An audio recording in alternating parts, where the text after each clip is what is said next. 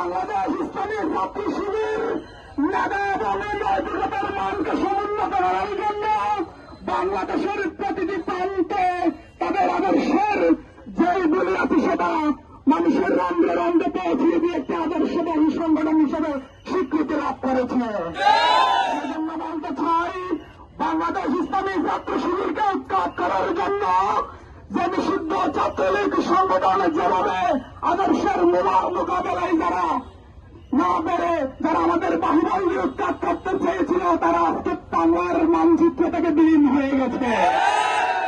ভবিষ্যতে বাংলাদেশ ইসলামী ছাত্র শিবিরকে যদি আপনারা বাহুবল দিয়ে নয়, আদর্শ দিয়ে প্রতিহত করেন, আদর্শ দিয়ে প্রতিহত করতে না পারেন, বাংলাদেশ ইসলামী ছাত্র শিবির ছাত্র সমাজ নিয়ে এদেশের ইসলামী রাজ কায়েম করবে ইনশাআল্লাহ। বাংলাদেশ ইসলামী ছাত্র শিবির কোন ব্যক্তির বোঝা করে না। বাংলাদেশ ইসলামী ছাত্র শিবির আল্লাহর প্রতিনিধিত্বকারী একটি সংগঠন। আমরা আল্লাহর নাসরুল্লাহ, আমরা আল্লাহর সাহায্যকারী। আমাদের ক্ষমতার সব চাল করান, আমাদের আদর্শের শালিকাত মুহাম্মদ সাল্লাল্লাহু আলাইহি ওয়াসাল্লাম। এই দীর্ঘ ৪৭ বছর ইতিহাসকে যারা বিলীন করতে চায়, তারা বোকার স্বর্গে বসবাস করতেছে। বর্তমান যারা বাংলা ইসলামের ছাত্র শিবিরকে আদর্শের মোকাবেলা করতে না পারে বিভিন্ন অপবাদ দিয়ে বেড়াচ্ছে, আমরা তাদেরকে বলতে চাই, আপনারা ছাত্রলীগ থেকে শিক্ষা গ্রহণ করুন, শিক্ষা গ্রহণ করুন। যদি আমরা বাংলা ইসলামের ছাত্র শিবির আমরা ক্ষমতা দেখিয়েছি, যখন আমরা কঠোর হব, ইনশাআল্লাহ দেশের প্রতিদিন ইসলামী ছাত্র শিবির ইনশাআল্লাহ দেশের রাজ কায়েম করবে। আপনাদেরকে বলি, ছাত্র সমাজ বিভিন্ন রাজনৈতিক সংগঠন যারা আছেন, কেবল বাংলাদেশ ইসলামী ছাত্র শিবিরকে মোকাবেলা করতে হয়, আদর্শ দিয়ে মোকাবেলা করুন। বাংলাদেশ ইসলামী ছাত্র শিবিরের অগ্রযাত্রাকে যারা আপনারা সমুন্নত করার জন্য স্বতঃস্ফূর্ত আজকে যারা অংশগ্রহণ করেছেন, সবাইকে ধন্যবাদ জানাচ্ছি। এবং এই বাংলাদেশ ইসলামী ছাত্র শিবিরের এই পথকে যেন আপনারা সমৃদ্ধিশালী করবেন। বাংলা ইসলামী ছাত্র শিবির সদক্ষ দেশপ্রেমিক নাগরিক গড়ার জন্য যে প্রত্যয়যুক্ত উদ্দেশ্য ভীষণ গ্রহণ করেছে, সেই বিষয়ের সাথে একত্রতা পোষণ করে আসুন আমরা একটি সোনালী সুন্দর সবুজ শ্যামল ইসলামী একটি সুন্দর কল্যাণমূলক রাষ্ট্র গঠন করার জন্য আপনার বিরাট আহ্বান জানিয়ে আজকে আমার কথা এখানে শেষ করছি। আসসালামু আলাইকুম ওয়া রাহমাতুল্লাহ।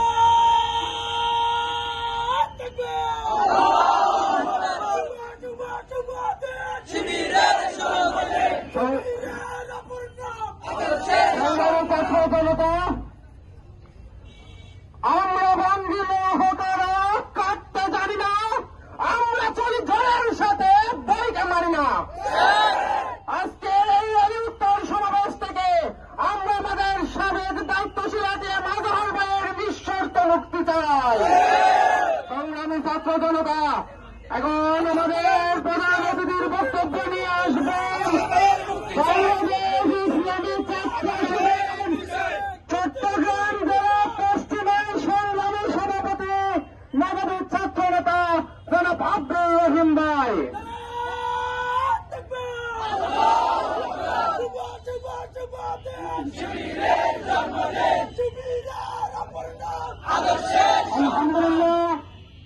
আলহামদুলিল্লাহ রাব্বিল আলামিন ওয়াল আকিবাতু লিল মুত্তাকিন ওয়াসসালাতু ওয়াসসালামু আলা সাইয়্যিদিল মুরসালিন ওয়া আলা আলিহি ওয়া আসহাবিহি আজমাইন। এদেশের স্বাধীনতা সার্বভৌমত্ব রক্ষার অতন্ত্র প্রহরী বাংলাদেশের শ্রেষ্ঠ দল সংগঠন, এদেশের মেধাবী ছাত্রদের প্রিয় সংগঠন শহীদ কাফেলা বাংলাদেশ ইসলামী ছাত্র শিবির চট্টগ্রাম জেলা পশ্চিম সেনা কর্তৃক আয়োজিত আজকের এই ইসলামী ছাত্র শিবিরের ৪৮তম প্রতিষ্ঠা বার্ষিকী উপলক্ষে আজকের জনসমাবেশে উপস্থিত আছেন শহীদ কাফেলা বাংলাদেশ ইসলামী ছাত্র শিবির চট্টগ্রাম জেলা পশ্চিমের সংগ্রামী সেক্রেটারি ছাত্রনেতা পারভেজ রহমান রাহিম ভাই, উপস্থিত আছেন চট্টগ্রাম জেলা পশ্চিমের সম্মানিত সেক্রেটারি দ্বারা উপস্থিত সম্মানীয় তৌহিদি জনতা, সম্মানিত ব্যবসায়িক বন্ধুগণ, আসসালামু আলাইকুম ওয়া রাহমাতুল্লাহ। আমরা আল্লাহ রাব্বুল আলামিনের শুকরিয়া আদায় করতেছি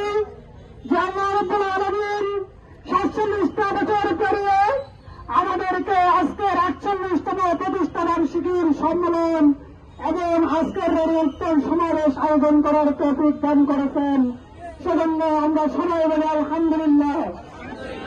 সংগ্রামী উপস্থিতি, প্রিয় ব্যবসায়িক বন্ধুগণ, আজকের এই জনসমাবেশ থেকে ইসলামী ছাত্র শিবিরের 48তম প্রতিষ্ঠা বার্ষিকীর শুভেচ্ছা জানাচ্ছি।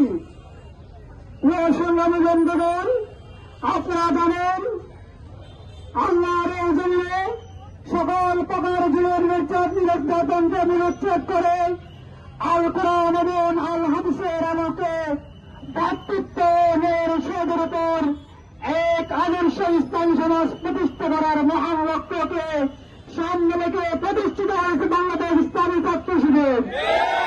বাংলাদেশ ইসলামী ছাত্র শিবির একটি আদর্শিক সংগঠন।